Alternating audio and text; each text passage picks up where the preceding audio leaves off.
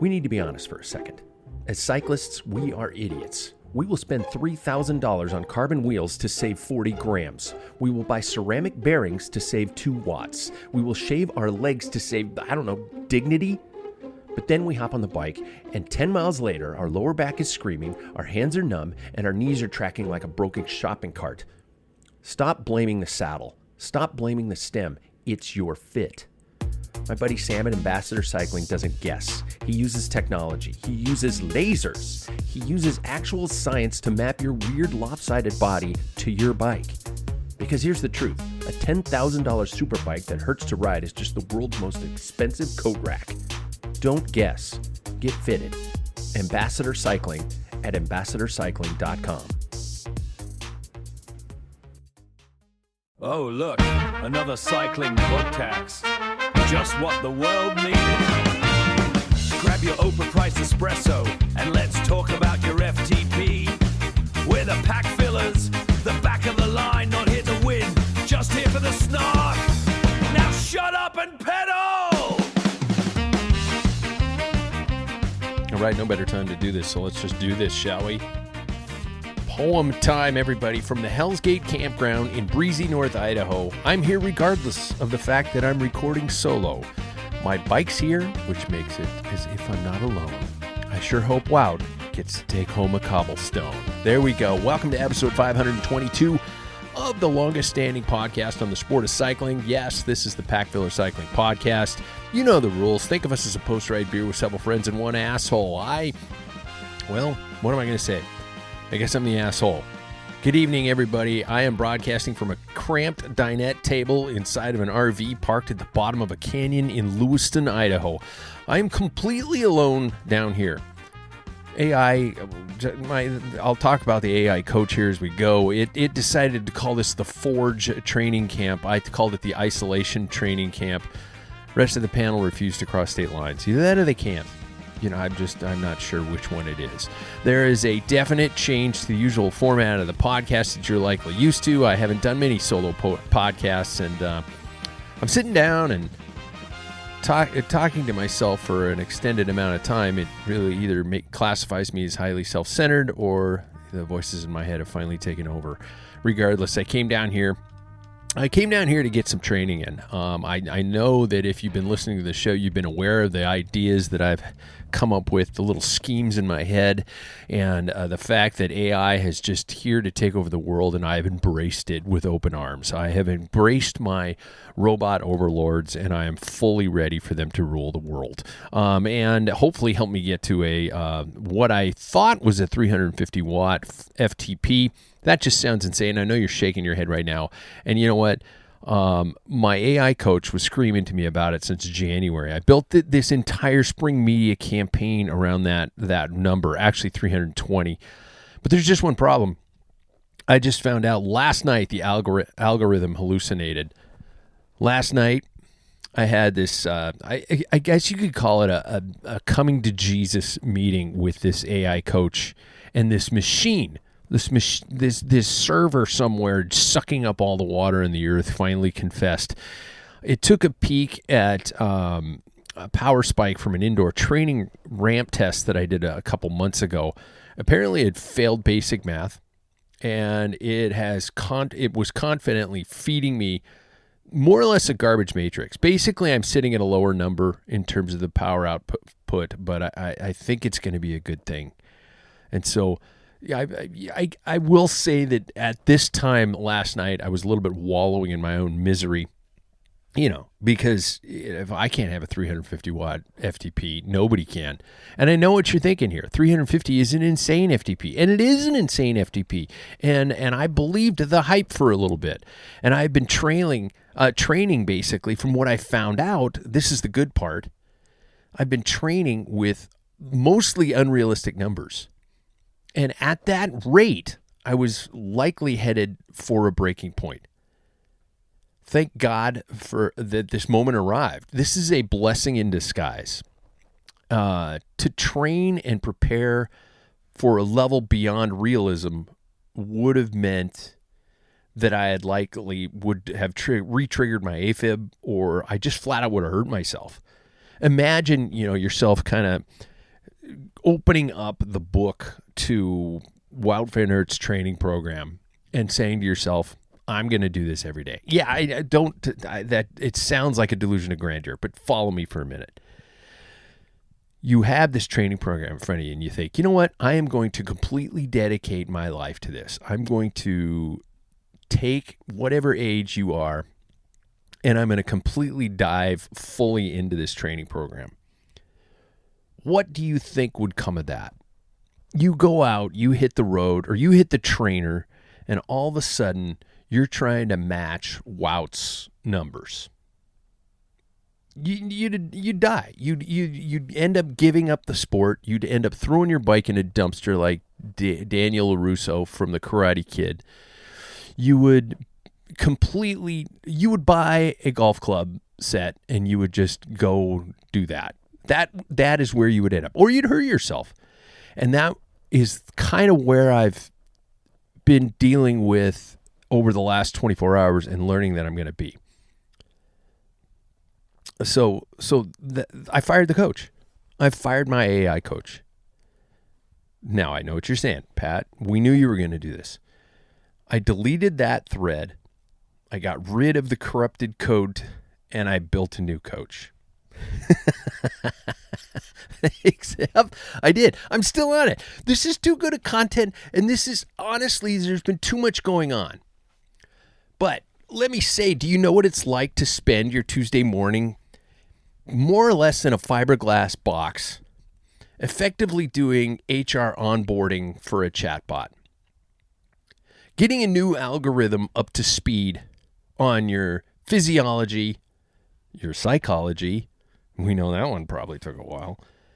It was exhausting, but this coach, I'm calling it Coach G 2.0 because the first one was Coach G. And there is a definite flaw in the AI model in the fact that the longer you have a chat going, it of course starts to lose the original data. So being that I was conversing with this bot on a daily basis, after a while it forgot things like my age. It forgot things like, little things about my life that are incorporated and important, and so, little things along the way. And so you have to constantly remember to update it. And what I've done is I've actually programmed it to provide me with a weekly summary of everything we have done over the past week. And I resubmit it back to itself so it understands everything that's going on. And I think you can do this, and I think it's going to work. But anyway, I've been doing this. My actual verifiable 20-minute power PR, and this is where things got messed up, and I'll talk about my rides here from this week. This is where things got a little messed up. Because yesterday on my ride, I hit a 20-minute power mark that Strava recorded as my highlight, and I hit a 30-minute power mark. And both of those were logged in. And what I had done probably about a year ago is I went through my Strava bests and deleted any of them that were done on an indoor ride, just because I don't think those should count. Yeah, I know, shake your head at me, but I don't think they should count. And so, because Strava logged these in, I sent the data to the old AI coach saying that I hit these marks, and they went, oh shit, that's not 350 watts. So you suck. And so basically where we're at right now is my new FTP would probably be a ride around 300. And for a 56-year-old hauling an 198-pound chassis, yes, by the way, I'm under 200 pounds. And I know, okay, yeah, for all you skinny little bike racers, shut the fuck up. This is a big deal for me. That's not too shabby, all right? It's nowhere near where the demon in my head thinks I need to be, but I'll take it. We didn't fail the fitness test. The AI basically just failed a math test. So there we go. So I've been doing that, and this Coach 2.0 hasn't wasted any time. My old coach, the program had me dialed in for a 90-minute climb today. And in this one basically went, no, we're going to tweak that because we know your objectives. We know where you got to be. And we want you to do 15-minute power intervals. And so I did that today. I didn't go out and do a 90-minute climb after yesterday, which is some workouts that I did. Now, I'm combining this AI coach model with the fact that I've been doing this sport since 1982. So don't think that I'm following this completely blindly, looking at some, at Wout's power numbers and going, I'm going to go out and do that. I'm not doing that sort of a thing. But what I am doing is I'm taking these workouts and I'm looking at these workouts and I'm going, wow, that's a really good idea. That's not a bad concept. It gives me some accountability where I know what a training program is. It gives me accountability in my diet, which I've been paying close attention to, hence I've lost 13 pounds. It gives me accountability in just an overall approach to how to do all this. And when I ask for it, it backs it up with research. So if I ask for a fact check or something like that, where is this data coming from? It will provide me with links to it. And most of it looks pretty legit. And so there we go. So instead of that 90-minute climb today, thank God I didn't go out and do a 90-minute climb today. The wind here in Lewiston picked up to a 20-mile-an-hour constant, steady, blow. And of course, my ride this morning, I headed out with a tailwind and felt like I was a god. Got to the turnaround point after my 2 intervals and went, oh, I guess I'm going to do one really long interval to get back.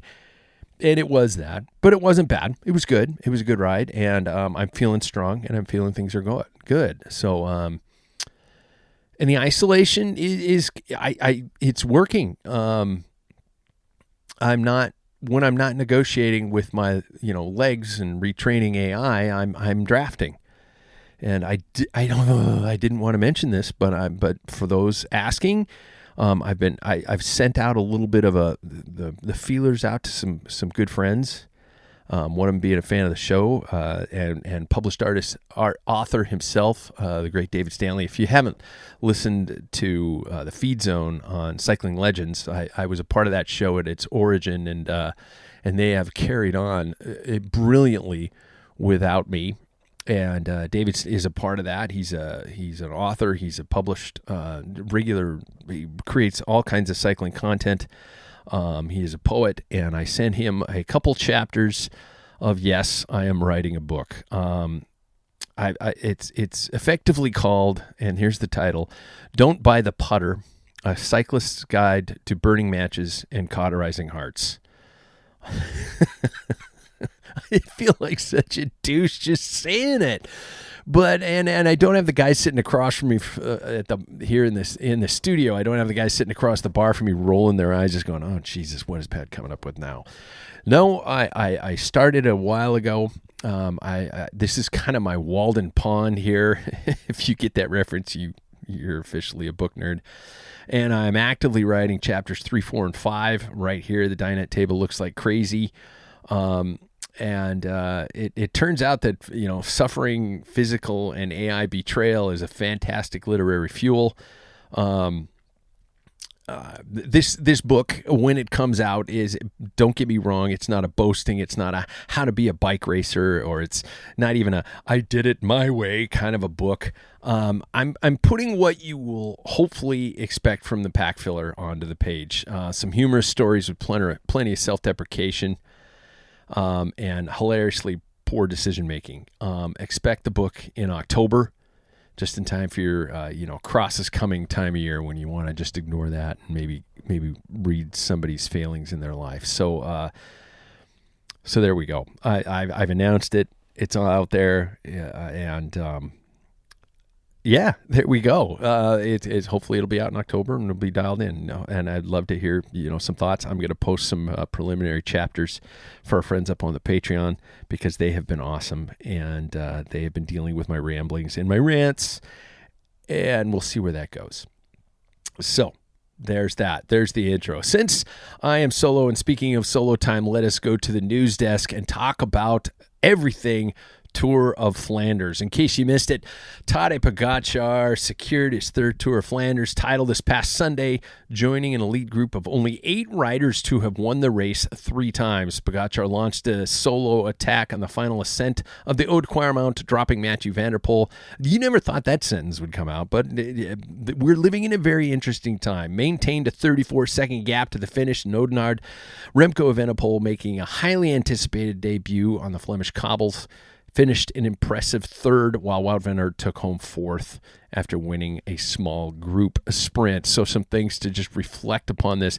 First of all, I was up at 5:30 in the morning, so I wouldn't get mad at Flow Bikes. I actually caught it live. I had some of the guys over to the studio, and we sat. It was 4 old men in a bar on Easter Sunday morning, and it was a thing of beauty. We had the coffee machine going, and of course Thomas Hammer coffee flowing through our veins, and it was fun. Tadej just tied the all-time Flanders record at 27 years old. I remember when riders didn't even peak for this race until they were well into their late 20s, early 30s. Usually I'd ask the guys this, so I'll guess my inner Pat. Think of me turning my hat around like Dylan Johnson or something like that. Here's my question. Has the youth movement permanently destroyed the concept of the veteran classics specialist? Take a moment, turn your hat around. There we go. Well, the sport has changed.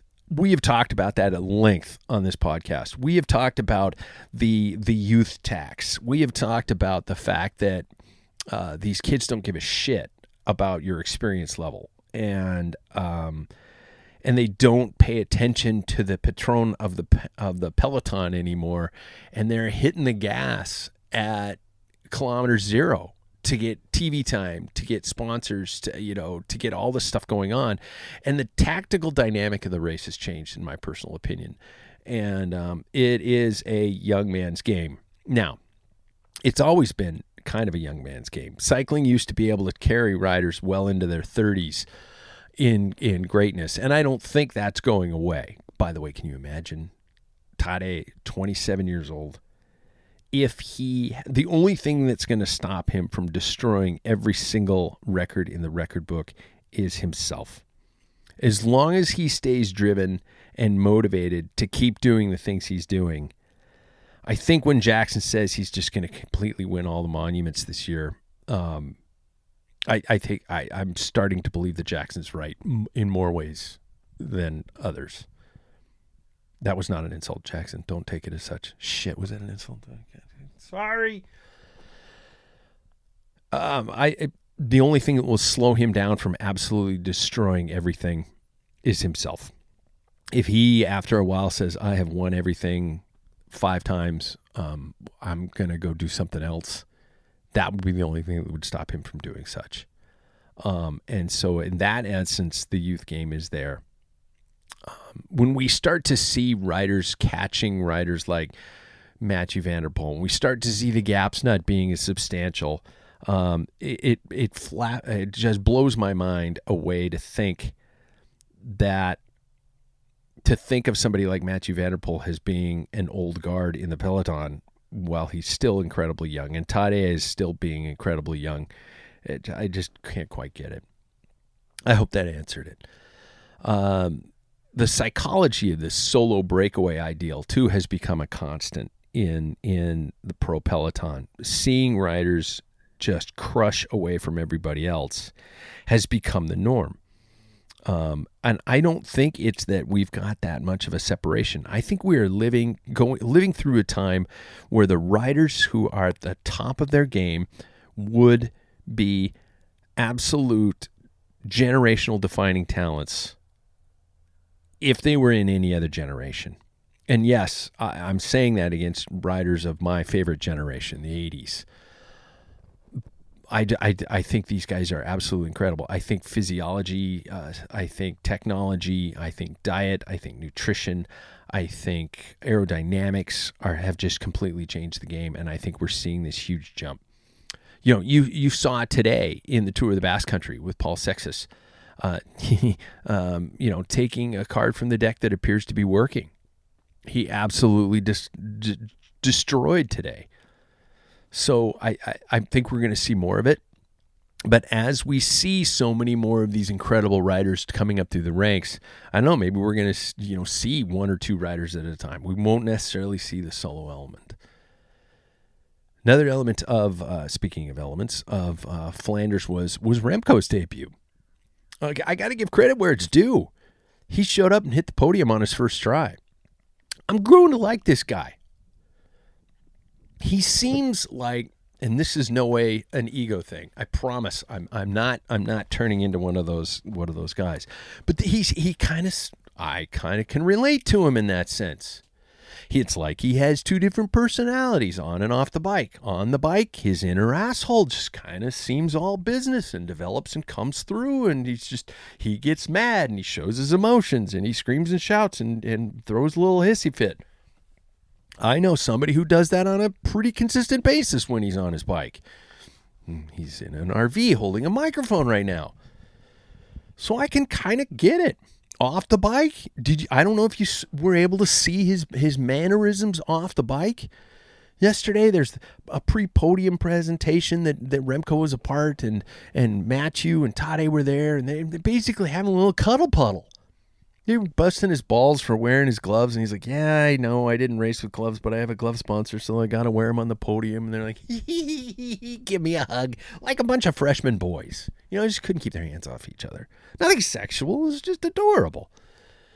So I don't know. I think he's a good, laughable guy when he's off the bike, but when he straddles that top tube, it is time for business. And if it doesn't go his way, he gets pissed off. So I'm grown to like Remco. Sorry, I'm drinking my NA beer on the trip here, and there's no way I'm going to... Usually I can say something to the other guys or make eye contact, and they'll take over and talk for a minute while I have a sip. I do want to thank my friends at Athletic Brewing. They have supplied the isolation camp here, the Forge, and I brought myself a little 12-pack of this stuff, It's good, low calorie, helps the midriff. I'm not gaining any kilos while I'm here. Hopefully I'll come home around 195. My wife will go, who are you, cutie? Or she'll go, Jesus Christ, welcome back. I got a list of shit for you to do, which is fair. Women's Tour of Flanders, Vollering's solo statement. Demi Vollering claimed her first career victory at the Tour of Flanders with a dominant solo attack in the final 20K. She broke clear after the Koppenberg and steadily increased her lead over the Paderberg. I want a sign that says the Paderberg, by the way. I want it above my head in the studio. Somebody's got to find one for me. She eventually finished 42 seconds ahead of the chasing group. Mountain bike Olympic champion and Tour de France femmes avec Zwift. Pauline Ferrand-Prévot took second with Puck Peters completing the Dutch-dominated podium in third. Dutch-dominated? Who wrote that? Pauline Ferrand-Prévot is his French. Anyway, defending champion Lotte Kopecky finished fourth after being isolated by a series of tactical moves from the FDJ Suez squad. So there we go. FDJ Suez completely isolated her. It's a reminder out there that even if you're the strongest rider, a well-drilled squad playing the numbers game will suffocate you. Cycling is a team sport, boys and girls, regardless of the solo finish that we're seeing. Without a proper team making things happen, nobody can dominate like a Tadej or a Demi. And so this was great racing. Women's racing, I always feel like I have to, preface any commentary about women's racing, about it growing, about it changing, about it evolving. But I love it. It's great racing. It's dynamic. You're not seeing a complete dominating element. You're not seeing a weight and sprint philosophy. You're seeing some absolutely crushing bike racing. If you're not watching the women out there, you're missing out. You are missing out. You get 2 races for the price of 1 on a day when you're watching Flanders. Just make sure you don't get any spoilers, because everything is absolutely brilliant out there. And it'd be a crime to not watch both. Speaking of crimes, the railway incident that happened, the UCI jury at the Tour of Flanders has come under intense scrutiny following a controversial incident following Tadej and Remco. Both riders apparently were seen crossing a railway level crossing as the lights were beginning to flash. The UCI rules clearly state that any rider crossing after the lights activate must be disqualified. Gee, gotta disqualify him. Kermit the Frog. The jury opted for a points deduction and a fine, citing that the barriers had not yet descended, adding to the controversy. Evenepoel was also fined for a sticky bottle incident late in the race. Can you tell I'm a little fatigued? So here's what we got.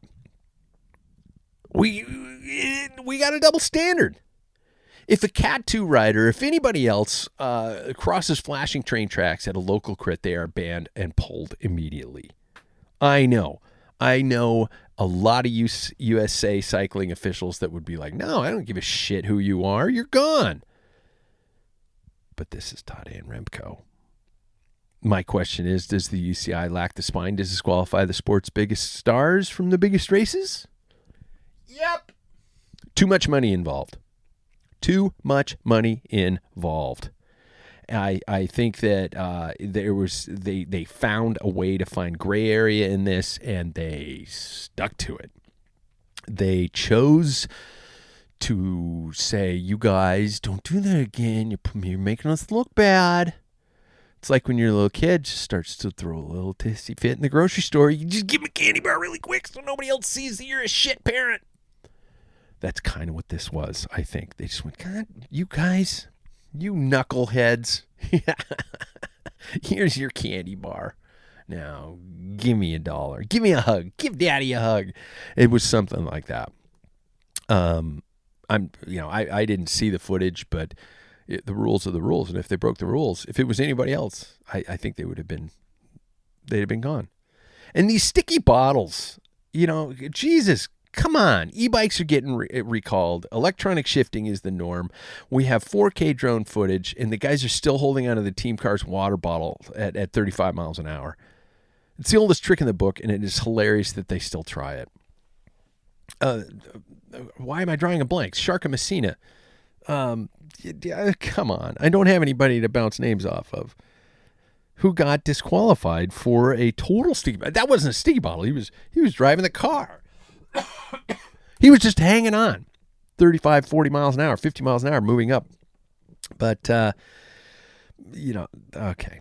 And what type of a benefit, how many watts are you saving in the grand scheme of things by holding on to this car for a 10, 15 second advantage? Excuse me. It's insane. Just take the bottle, have the you know what? If you're having an in-depth conversation with your director, you should be able to put your hand on the car for a couple seconds. Just quit trying to pass it off as that you're taking a feed. You see the guys do this with the bottle, and then they throw the bottle to a kid. Come on, UCI. Just change the rules. You can do it. It's okay. We know you're trying to be good parents. But sometimes you just got to not give the kid a fucking candy bar. Okay. Speaking of which, industry shock. Red Bull lost the key coach just days after Remco Evenepoel's successful Flanders debut. Red Bull Bora Hansgrohe announced the departure of Dan Lorang, the team's head of performance. He was a central figure in the coaching structure for over a decade and was a key architect of Evenepoel's recent transition to the team. He is reportedly leaving to take a role outside of the Red Bull structure. Maybe for Monster. The move is seen as a major blow to the team's stability mid-season as they prepare, obviously, for the Giro and the Tour. A good coach is everything. They manage your diet, your motivation, your FTP targets. And mine comes from a server. I'm so fucked. But losing a guy mapping out a Grand Tour campaign in April is not good.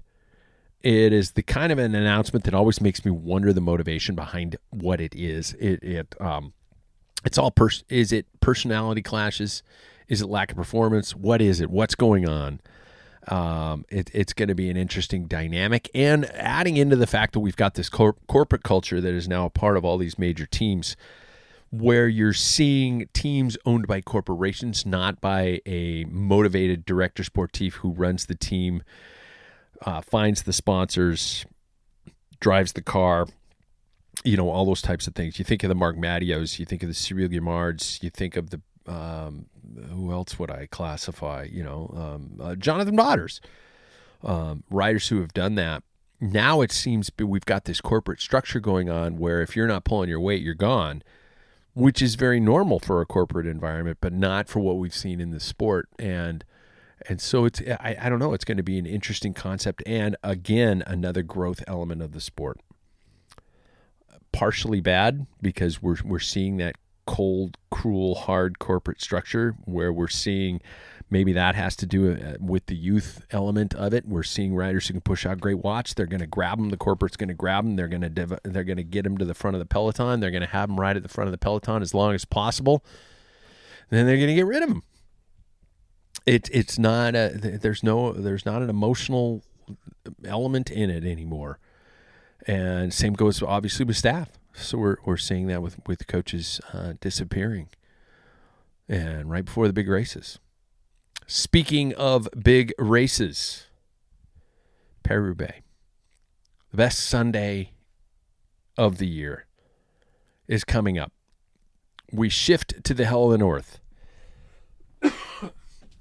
Organizers have adjusted the route to include a denser opening sequence of cobbled sectors intended to fracture the peloton much earlier than in previous years. Sorry, I must have inhaled about a pound of dust today on the ride, and so you get to hear my coughs because I don't have a cough button. The old Winnebago doesn't come podcast studio equipped. It says that Mathieu van der Poel, the odds are as the heavy favorite to defend his title. I don't know about that newsprint copy because I think there are a couple things hanging in the balance there. One is the motivation of a young Tadej Pogačar. I don't know if you saw after Milan-San Remo, he basically stated that this has been great. The next time I come to San Remo, I'm going to be eating bread and pasta, which in essence says, I've won it, I'm done it, goodbye. I think he would do the same thing with Paris-Roubaix. I think he would pull a full-on Bernardino, win it once, and never come back again. And there's no better time than the present. The guy is storming. The guy is crushing. You talk about the technical elements of the course. That's going to be a factor. That leans into Mathieu van der Poel's alley heavily. I think Wout van Aert is on his way up with his form. I don't think he's on his way down. I think that is going to be a huge amount. With the organizers trying to force this early selection, I mean, what do you guys think? Does breaking the race up earlier make it more exciting, or does it just guarantee a 60K solo time trial that we've been seeing in the past? I don't know. I think it'll thin things out, but I think this is too much. I think the cobbles are going to provide a little bit more of an equalizer. Luck is going to provide more of an equalizer. And when you've got somebody like Mathieu van der Poel who can handle his bike the way he does, same with Wout, you're not talking an equal playing field. Or it does level the playing field even more. Tadej's raw power is one thing, but boy, you add in those cobbles and that abuse, the physical abuse it creates on the body, and if you're not prepared for that, it could change the game. And so I think it's going to be a very, very exciting and fun race. And so we do have some predictions. I asked the guys to record me a little voice message, something motivational for my week here that I'm going to get to when my last segment of the show. I've actually asked a lot of people to provide me with some questions and stuff like that to help make it more conversational. But we got to play the predictions, and of course, because Paul is Paul, and this is Paris-Roubaix, I've got to let Paul go first. So let's hear from Paul, who he thinks is going to pull this off. I'm going to have to play it on my laptop. Hey, Pat. I hope all is well down in Lewiston. Here are my picks for Paris-Roubaix for the women. I have Kopecky, Balsamo, Elisa Balsamo. And the start list is pretty vague for the women. I have Voss for Visma, but if Pervot is doing it, I'm going to be picking her. So that's my third pick. For the men, Pogačar, Van Aert, and Mads Pedersen. And as some advice, I want you to know I called a friend or a guy I actually met on the side of the road last time I was in Belgium, and I recorded our phone call, and I told him your situation and you're trying to train for what you're training for and everything. So I'll be sending that message to you, and hopefully there's some good advice, some Belgian advice.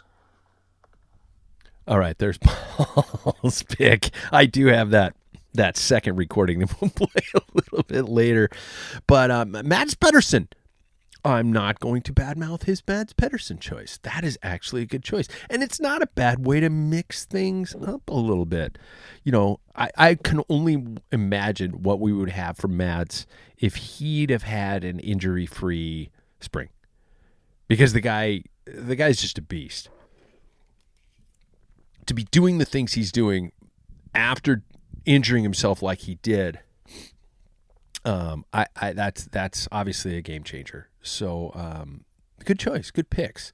Now Jackson's picks, I think he actually included his ball busting or his just question about the camp in the same comment. So we'll get Jackson's picks, and then we'll maybe, if I can remember, we'll address his comments in the later section. So here's Jackson. So I am currently recording this in a Vegas Abercrombie & Finch on the Strip. Let me think. How do I think this whole training thing is going to go for him? I think it's going to go well. I'm interested to see the limitations of what an AI coach can do. Whether it can bring back, the good old days, or if it's just a computer talking about pedaling your bike. But I'm looking forward to seeing the results in a little over a week. And then my top 3 picks for Roubaix are, as I've said before, Tadej Pogačar is going to win all 5 monuments this year. I think Mathieu van der Poel is going to come second, and I don't quite know who else, but I don't really want to pick Wout. I think he's not in the right places at the right time currently. I think he can get caught out really easily, so I'm going to pick, if Florian Vermeersch races, it's going to be between him and Jasper Philipsen. There we go. Vermeersch, not a bad choice. The guy's had a hell of a spring. Philipsen, yeah. Shit, damn, those are good picks. I feel bad for Wout. I'm sure Wout is destroyed by Jackson's commentary. Yeah, I'm sure he just went, sat up in bed somewhere and what? Some guy in an Abercrombie & Fitch on the Vegas Strip doesn't believe in me? Why?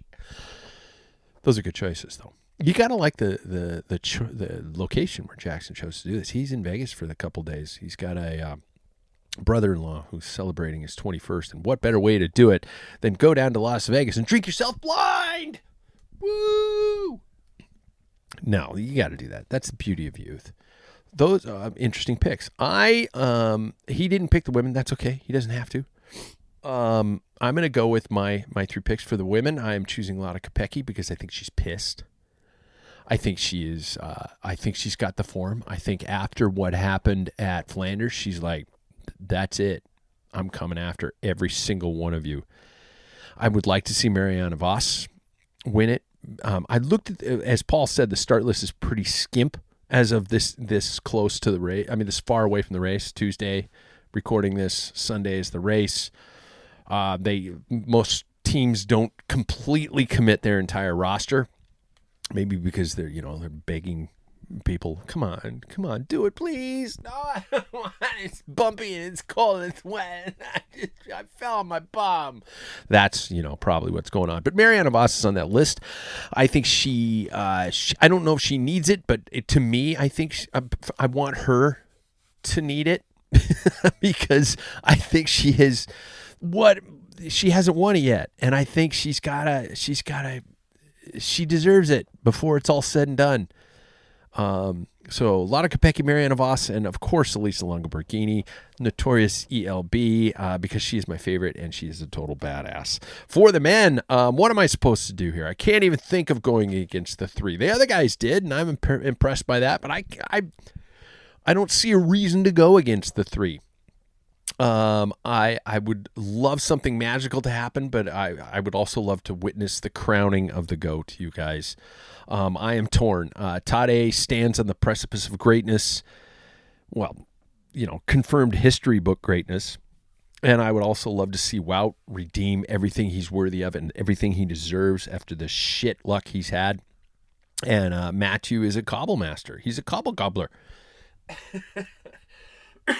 Sorry. Not to mention that there are other riders out there. Filippo Ganna, Jonas Abramson. So many riders worth a step into the spotlight. But alas, I'm going with Tadej, Matthew, and Wout. Flanders Part 2, Tokyo Drift, Roubaix Drift. There we go. So my next segment was usually where I go to segments with the guys. Everybody gets to take their own moment on the mic. And because I knew I was going to be down here this week before Roubaix doing this show all by myself in an RV, I've closed the blinds because I don't want my fellow campers to look at what's the dipshit over there. He spends a lot of time by himself.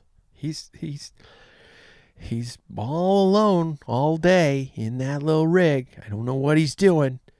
He's either cooking meth or watching porn. So I asked you guys for anything. I asked you guys for stories, for reactions to my solo Walden Pond training camp, or even just random questions. And many of you did it. And so I will answer many of the questions that came to me. I've got 8 or 9 of them here. I can't say 6 or 7 because the kids will all go, it's a 7. So they vary from very specific to ranging up to, technical stuff, I guess. Question number 1 was a very specific one. Where did I park at the Old Spiral Highway? If you saw the Packfiller perspective, Lewiston lies in this valley. And when you come from the direction of where I came from via Spokane and Pullman is where Washington State University is. Big, think of it as a small island in a sea of wheat. Pullman. Okay, and then you come out of Pullman and you drive for a little bit across the farmlands and the plains, and you drop down this just massive descent of the highways, straight, but it's got the turn off ramps, the turn out ramps, so when diesels lose their brakes, they can go into these huge piles of gravel and come to a stop. They've got like 4 of them on this descent. That's how legit of a descent this is and how far it is. And by the way, it's about a 2,000 foot descent. And the Old Spiral Highway is exactly what it is. It's the old way that they used to get down. And I'm guessing it's the old way that they used to get down. And I can't imagine anything over the length of a standard vehicle coming down this road. Multiple turns. The most over-engineered road I think I've ever been on in my entire life. It is more turny than Alpe d'Huez, you guys. And it is a 2,000 foot climb.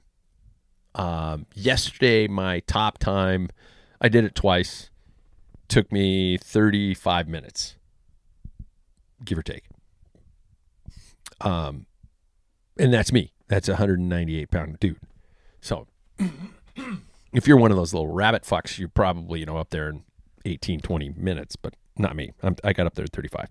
But you know what? God damn it. I'm not going to bash myself. My best time yesterday of the two put me in the top 15% of the overall for that climb on Strava. So there. Suck yet. I'm not as bad as I say I am. There. Now I feel like a douche for bragging. But where did I park? I didn't park. I am at the campground, and I have a Class C motorhome, which I will do a tour video, and I will post it tomorrow. Tomorrow's my rest day. I'm going to post a video. I'm going to work in the book, and I'm going to try and get all of the second episode of the Gruppetto out. But I did not drive there. With a Class C motorhome, you have to basically unhook everything. We have a slide out. You have to bring it back in. You have to, detach all the hose, all the shit hose, all that kind of stuff, and drive. I don't do that. That is what many would say is the downside to having the all-in-one type of a vehicle. Hashtag van life. And many times when my wife and I go places with this thing, we bring a second car. And I'll get to that here in a minute. But so I did not. I rode my bike there. There was construction, so I had to actually go across the river. There are two rivers that converge here in Lewiston, the Snake River and the Clearwater River. And across the Snake River is the state of Washington and a town called Clarkston. Lewiston, Clarkston, Lewis, Clark, get it? And so I had to avoid the construction, I had to go over into Clarkston and then back over into Lewiston a little bit later and then across this other bridge across the Clearwater, to get to the base of the Old Spiral Highway. I will say to park there that I noticed coming from the Lewiston side, there's gas stations, there's little side streets and stuff like that are about maybe a half mile before the base of the climb. So if I was going to park, I'd just park there, dude. I don't think it would be that big of a deal. You got to warm up before you get to it, because once you get to the base of that climb, you're climbing for 2,000 feet. So there you go. That's what I would do. Question answered in a very long form. Question number 2, somebody had a question asking about why Pidcock wasn't at Flanders. Very simple response to that one. Dude fell down a ravine. He 127 hours later, he was found without his arm. And they made a movie about it. No, I'm kidding. But no, he hurt himself, and he wasn't able to do it. Had somebody share a worst mechanical. Oh, same person shared a worst mechanical. Front flat descending Mount Diablo in the Bay Area. Holy shit. That's scary stuff. That is scary stuff. I have had very few front flats. I don't know why. I know why. I guess statistically you're more apt to, get a puncture from hitting something with your rear wheel. Even when I hit that rock with my front wheel last summer and broke a fellow teammate's bike with my butt, I still didn't flatten the front, even though that was what hit the rock. I still didn't flat. I guess just, that's just body, Sam would probably have more reason for that to explain that, but I would assume it's just because more of your weight is on the back, and that's going to cause those flats. But a front flat going downhill, that's scary shit, brother. If you have had one, that going descent, when that front goes out, you're just holding on for dear life, and probably grateful that you're not running tubeless, because you see the footage of those front flats where the front tire comes off and they are barely holding it together, and next thing you know, the entire tire is off and it wraps around the fork and locks up the wheel. Holy mother of pearl. No, thank you. Not a fan. Thanks for that one. Okay, we're back to the RV. How many miles per gallon does the RV get? There we go. This is not a time to be driving any type of motorhome. I am in a campground right now, and I'm looking around the loop, and there are 7 vehicles here. Now, mind you, it's a Tuesday, and Tuesday in April, and I don't think it's really high camping season.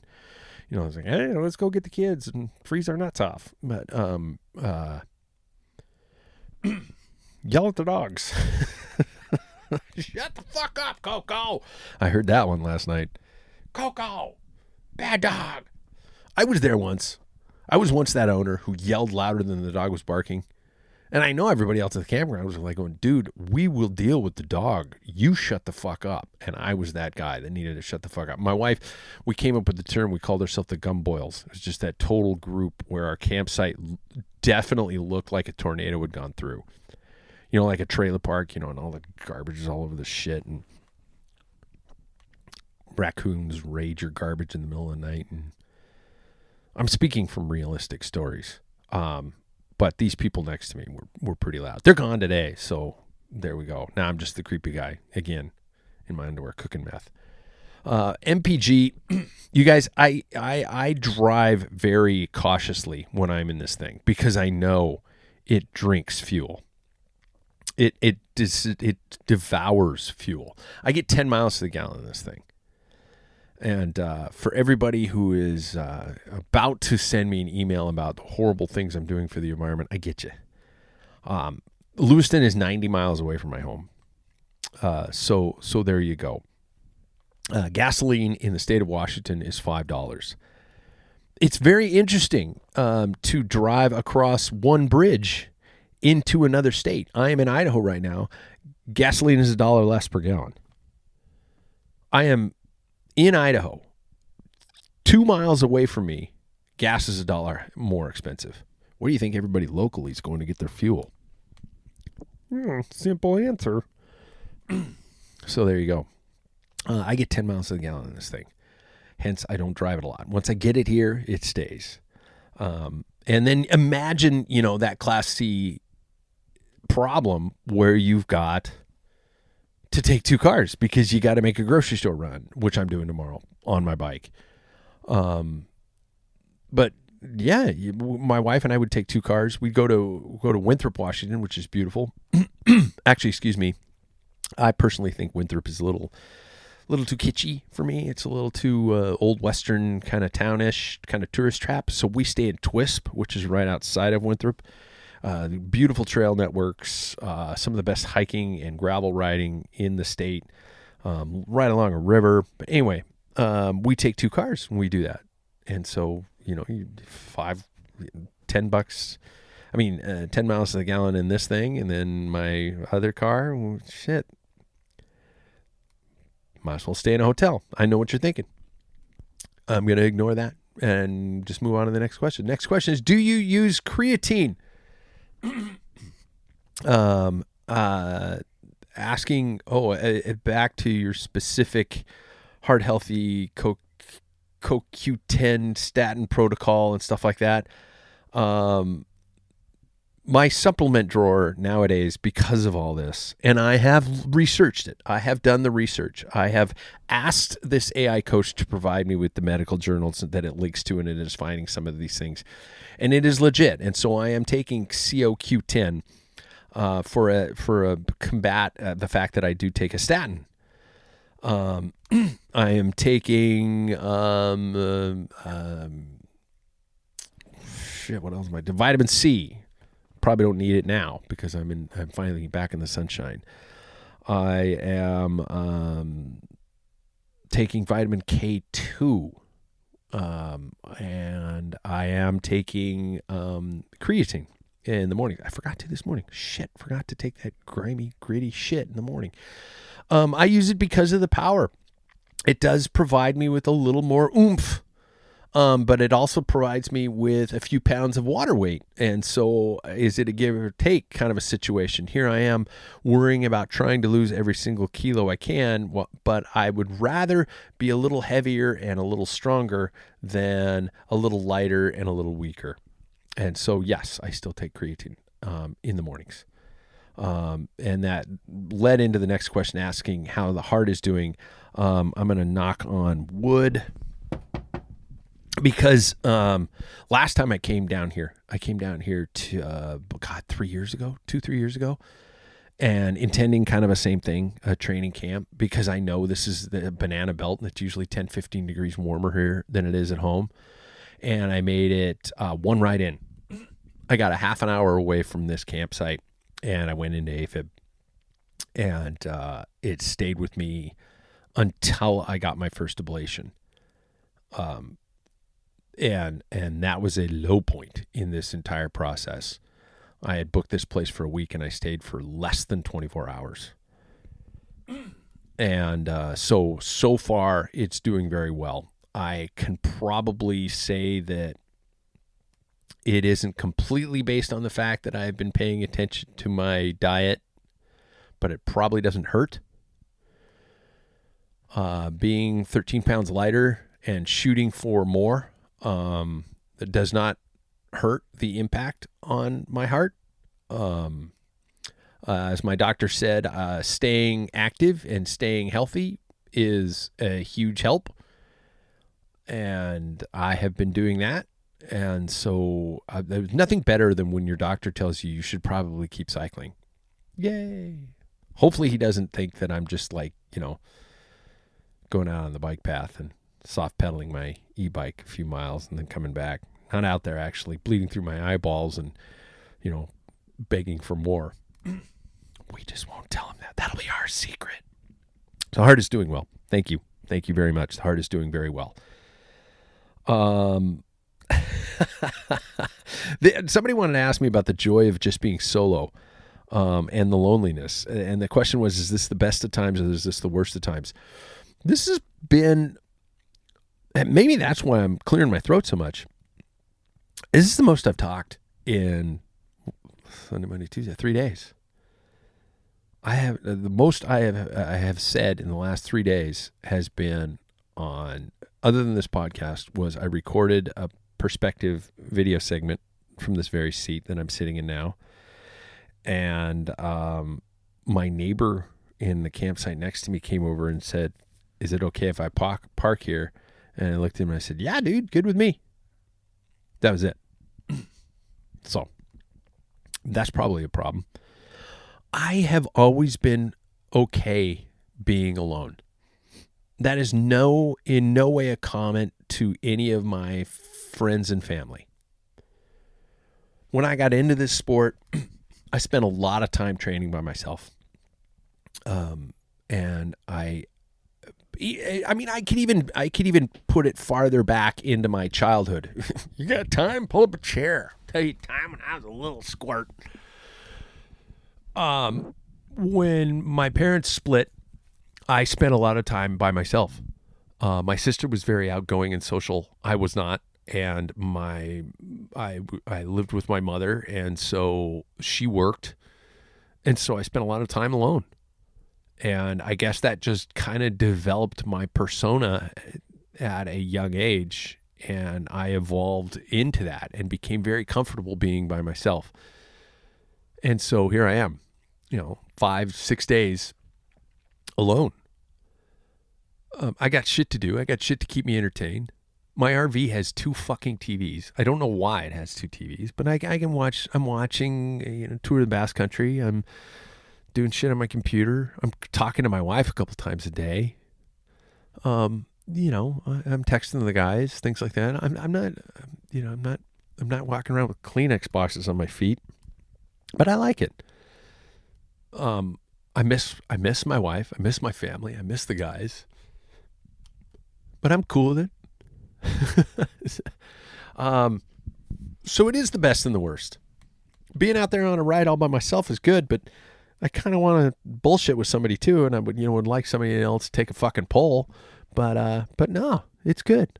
It's an enjoyable thing. If you get a chance to do it, if it's kind of your deal, I would recommend it. Highly recommended from Pat. Last question. I'm going to play Paul's audio from this apparent quote-unquote stranger that he found. So let's hear from Paul's Belgian friend. Hello, Pat. This is Nater Victor Knott. I just want to give you some encouragement to train hard. And although where are you going? Is it Lewiston? I would suggest you go and do some hill intervals up on the grade that I heard about. I know you don't have cobbles, but I think this would be the best way for you to train for these to the Broom drink. And so there's other things that I suggest that you get some speed in those hairy beast-like legs that I hear about from Paul. So yeah, go train hard and do the best you can so that you go fast and do the best you can in your category and the Bloom drink and drink lots of Belgian beer. Oh, it's the best for recovery, and it's actually gives you more strength for power because it's high alcohol content. That so you drink it at night, and that high alcohol content really makes you strong the next day, and that's how we feel in Belgium. So I hope, Pat, that this advice helps you, and so I'll just sign off as Nater Victor Knots from Belgium. Good luck, Pat. Nater Victor Knots. Is that what it was? Nater Victor Knots? There we go.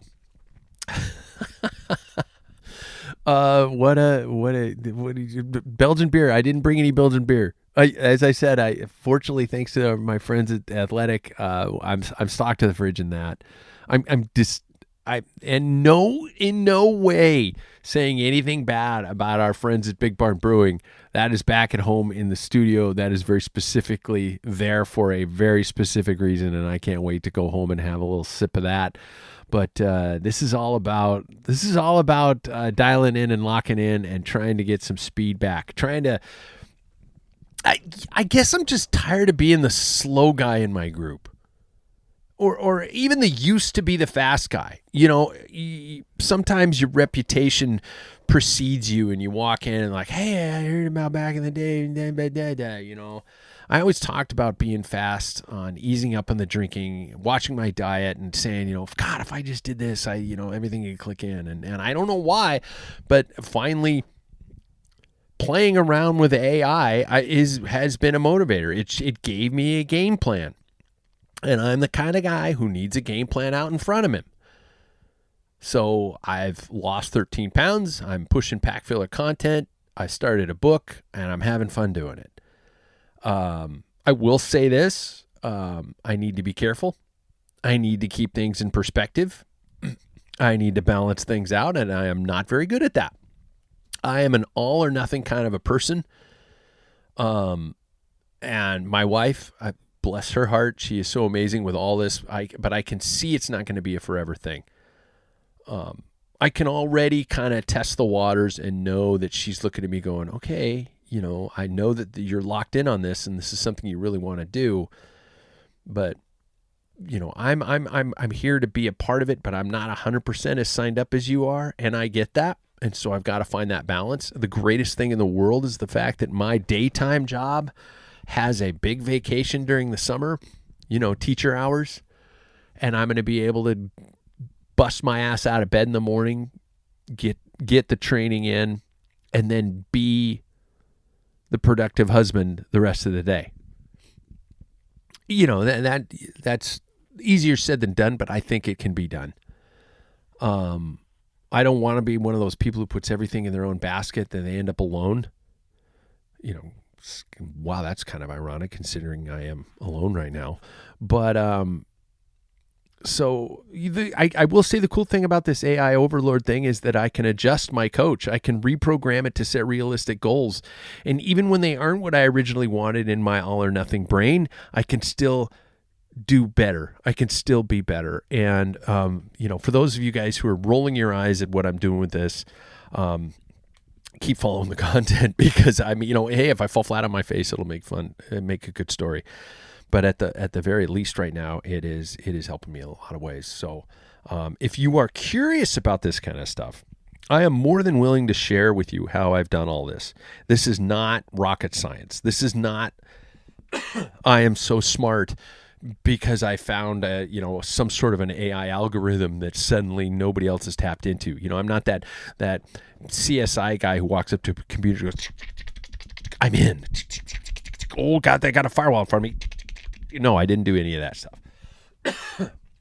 I just played around with it. I just basically, told an AI chat everything about myself and everything I want to do, which means, when the overlords come, they're going to know who I am and know my weakness. So, it's like being in a nuclear holocaust. You don't want to live through a nuclear holocaust. You don't want to be that guy with a, thumb coming out of his forehead. You just want to go, ooh, pretty light. And then that's it, right? I don't know. That's me. So we'll see what's going on. And I'm going to have fun doing what I love and sharing the rise and fall with you guys. So I guess that's it. Big thanks to everybody for the messages. I made it an hour of just talking by myself. I hope you made it with me. Either that or I'd like to thank you for your time, doctor. I appreciate the therapy. We will be coming to you, obviously, next week after Paris-Roubaix to round that bad boy up and take us into the next phase of the season. Yes, we've got more monuments, but I always consider Roubaix kind of the big one, the Super Bowl Sunday of the monuments, and I can't wait to tune it in, and we will talk to you. We'll have as many guys in the panel as possible. The guys are all going out this Sunday, and they are tackling, the Waples boys and some of the other team riders are tackling the Freda Fondo this weekend. Very similar kind of conditions to what we did a couple weeks ago in Kennewick.